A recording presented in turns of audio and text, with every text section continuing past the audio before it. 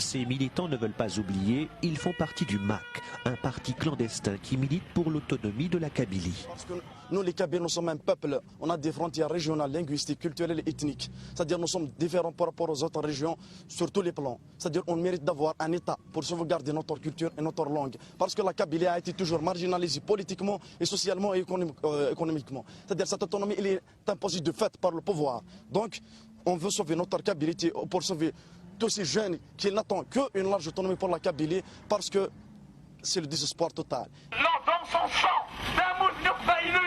Si les militants du MAC savent se faire entendre, drapeau mis en avant, ils sont minoritaires dans la région. La majorité ne demande pas l'autonomie de la Kabylie.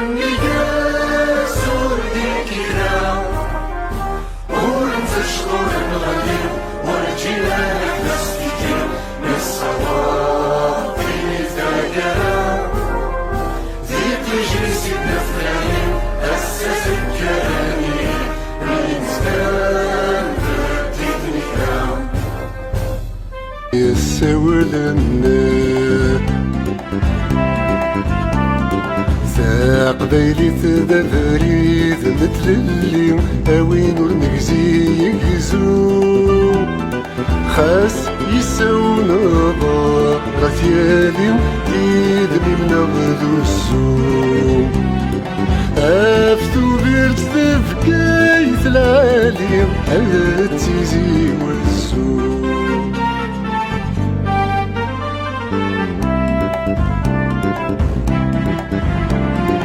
ولا تنكزي يا ذكرى أفريدي تنجرى ثغري تلالاتي ذكرى تقفيلي تدير سولنا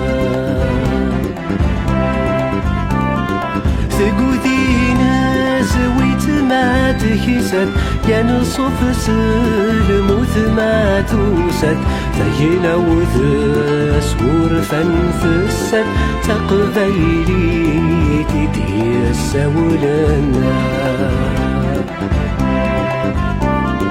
تقبيلي تتفريد نتللين أويل ورنيسي يزوم خاس يساونا ضار ديالي تيدني من غدو السوق غافتو بيرت ذفقايت العالي ذات تزي والزوق